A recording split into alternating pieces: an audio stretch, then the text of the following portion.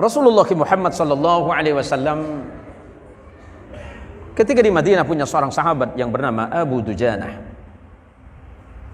Abu Dujanah ini setiap kali salat berjamaah bersama Nabi, setiap Rasulullah sallallahu alaihi wasallam menyelesaikan salatnya, Abu Dujanah itu langsung keluar. Setiap kali salat bersama Nabi, Abu Dujanah selalu keluar duluan. Sampai akhirnya kemudian Rasulullah Muhammad sallallahu alaihi wasallam mempertanyakan sikap Abu Dujanah karena tidak mengikuti beberapa amaliyah setelah salat bersama Nabi. Selepas salam langsung pulang. Akhirnya suatu masa Rasulullah Muhammad sallallahu alaihi wasallam bertanya kepada Abu Dujanah, "Wahai Abu Dujanah, beberapa kali aku melihatmu setiap selesai salat bersamaku, engkau segera bergegas dan pulang. Engkau tidak menunggu berdoa bersamaku," kata Nabi. Atau setidaknya engkau menenangkan diri bersama sahabat yang lain. Ada apa wahai Abu Dujanah?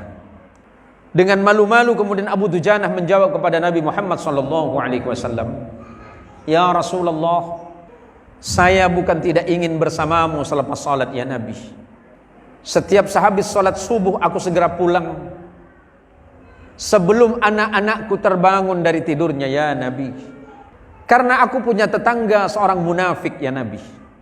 Tetanggaku yang munafik ini, dia punya pohon kurma yang lebat, dan setiap berbuah, ketika angin meniup kurmanya, maka kurma dari tetanggaku itu jatuh ke halaman rumahku ya Nabi. Dan aku segera memungutnya ya Nabi, dan kemudian aku mengembalikan kepada pemiliknya. Karena aku khawatir anak-anakku yang kelaparan, yang masih kecil itu, yang tidak tahu hukum itu ya Nabi, kemudian memakan kurma-kurma dari tetanggaku yang jatuh ke halaman rumahku karena tertiup angin. Aku khawatir anak-anakku memakan makanan yang haram ya Nabi.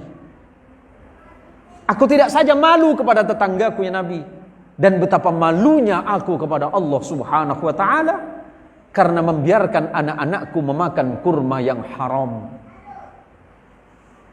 Sebegitukah wahai Abu Dujanah? Ya Rasulullah, seperti itu. Baik wahai Abu Dujanah, nanti aku akan menghadap dan bertemu kepada sang pemilik pohon kurma dari tetanggamu itu, dan aku akan membeli pohonnya. Padahal pohon dari orang ini berada tepat di halaman rumahnya, bukan di halaman rumah Abu Dujanah. Kemudian Rasulullah berkata kepada orang ini, "Wahai fulan bin fulan, kalau memang engkau mau, aku ingin membeli pohon kurmamu." "Yang mana wahai Muhammad?" katanya. Kata orang munafik ini, "Yang berada di samping rumah Abu Dujanah, di mana ketika angin bertiup kemudian buah-buah dari kurmamu itu jatuh ke rumah atau halaman Abu Dujanah." Si munafik ini senang. Dia berpikir, Muhammad membeli pohon kurmaku, dan dia tidak sadar bahwa pohon kurmaku itu masih berada di halamanku. Berarti ketika kurma itu jatuh ke halaman rumahku, itu masih punyaku, kecuali kurma yang jatuh ke rumah tetangga itu. Disepakatilah, dan ketika kesepakatan itu terjadi, datanglah sahabat Rasulullah yang bernama Abu Bakar Siddiq radhiyallahu anhu. "Ada apa ya Rasulullah?" Kemudian Rasulullah menceritakan keadaannya. Apa kata Abu Bakar Siddiq? "Wahai fulan bin fulan, sebagaimana yang disepakati antara dirimu dengan Rasulullah, biar aku saja yang membayar pohon kurmamu." Apa kata munafik ini? Oke, tidak masalah. Baik, tidak masalah. Si munafik ini berkata dalam hatinya, mereka itu orang-orang bodoh. Padahal pohon kurma itu masih ada di halamanku, tapi kemudian mereka membayar untuk tetanggaku. Pasti tetanggaku itu hanya dapat sedikit. Kenapa Abu Dujanah seperti itu?